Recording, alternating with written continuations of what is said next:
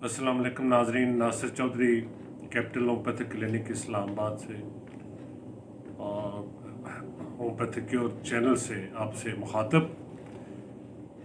जैसा कि आप जानते हैं कि इस्लामाबाद की आबादी का तकरीबन 20% हिस्सा फरवरी के आखिरी हफ्ते से लेकर तकरीबन अप्रैल के एंड तक पोलन एलर्जी की तकलीफ से मर्ज में मुब्तला रहता है।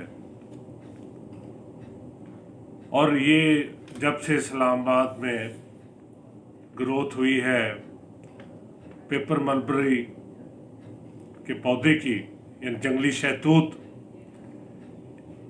वैसे तो बहुत सी दीगर टाइप के पोलन्स भी मुतासर करते हैं, लेकिन इस्लामाबाद में ज़्यादातर जंगली शहतूत का पोलन जो है वो इस्लामाबाद के रहायशियों के लिए तकलीफ का बायस बनता है। और इसमें हे फीवर जैसी इलामात, छींकों का आना, स्नीजिंग के साथ आँखों से नाक से पतला पानी बहना, खराशदार तकलीफ से आँखों की सूजन, इसी तरीके से सांस में दिक्कत, दमे जैसी कैफियत का पैदा होना, ये तकालीफ जो है ये जिस वक्त भी पोलन काउंट जो है वो बढ़ता है, दिन के तकरीबन सुबह और शाम बहुत ज़्यादा होता है, उस वक्त इसका मरीज़ जो है वो जैसे ही इसका शिकार होता है पोलन का, तो ये तकलीफ जो है ये उसकी बढ़ जाती हैं। इसके लिए एहतियाती तदाबीर का अख्तियार करना ये बहुत ज़रूरी है। ऐसे लोग जिनकी एक्यूट स्टेज हो, उनको ऐसे आवर्स में जब पोलन एलर्जी काउंट बहुत हाई हो, उस वक्त कोशिश करनी चाहिए कि बग़ैर ज़रूरत के या इंतहाई मजबूरी के वो घर से बाहर ना निकलें।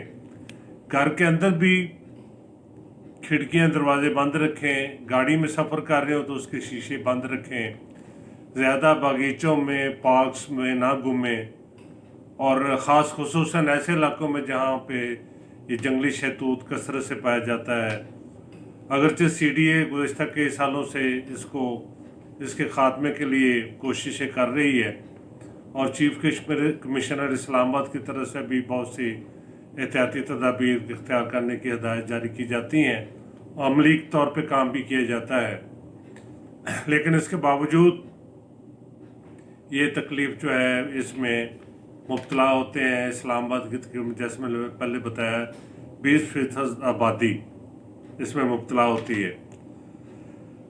तो इसमें सबसे अहम चीज़ जो है वो गार्गल्स, गरारे करना नीम गर्म पानी से, वज़ू की तरह जैसे नाक में बंदा पानी चढ़ाता है वो उससे नाक को साफ़ करना, स्टीम ले ली जाए तो बाहर से जब भी बंदा वापस आए स्टीम लाजमी ले, नाक के नथनों को साफ़ रखे और गार्गल्स वगैरह करे, शहद का इस्तेमाल, सूप का इस्तेमाल, जिस्म की क़ुव्वत मुदाफ़त को बढ़ाने वाली खुराक का इस्तेमाल, इसकी पोलन एलर्जी के तकालीफ को मिनिमाइज़ करने में अहम रोल प्ले करता है।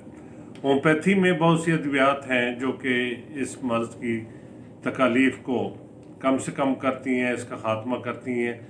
मैंने अपने क्लिनिक पे देखा है, और चीफ कमिश्नर इस्लामाबाद की तरफ से 2004 से 2019 तक मतवातर फ्री पोलन एलर्जी कैंप्स लगते रहे हैं कम्युनिटी सेंटर इस्लामाबाद में, जहाँ पे मैं सर्विसेज देता रहा हूँ। लेकिन अब कोरोना की वजह से वो उसका सिलसिला मुनक़ते हुआ है। लेकिन कोरोना का एक ये है कि मास्क का इस्तेमाल लाजमी करें, कोरोना की वजह से भी और पोलन एलर्जी के मरीज़ तो ख़ास तौर पे मास्क का इस्तेमाल लाजमी करें। और होम्योपैथी की अद्वियात जो हैं ये, इसमें मैं चंद का जिक्र करूँगा। मसलन LM-CIPA 30 में इसको इस्तेमाल करना चाहिए। छींकों का ज़्यादा आना, नाक से आँखों से खराशदार पानी का अखराज, हे फीवर जैसी इलामात में बेहतरीन काम करती है। इसी तरीके से सबाडिला बेहतरीन काम करती है पोलन एलर्जी में। पोलन से एक मेडिसिन बनाई गई है पोलन, وہ بھی پولن الرجی میں بہترین کام کرتی ہے. اس طرح نیٹرم سلف، اینٹرمٹاٹ اور ایپیکاک اور نیٹرم سلف خاص طور پہ بہت زیادہ میں دیات ہو خارج نہ ہو رہا ہو تو اس وقت اینٹرمٹاٹ، ایپیکاک اور نیٹرم سلف کا استعمال لازمی کرنا چاہیے. اس طرح اینٹرمٹاٹ بھی ریشے کے سکروتال کو ختم کرتی ہے اور آرسینکم ایلبم بھی بہترین کام کرتی ہے پولن الرجی میں. تو ان ادویات کا علامت کے مطابق استعمال کریں. اللہ تعالیٰ آپ کو صحت دے اور اس پوزی تکلیف سے نجات دلائے. بہت شکریہ.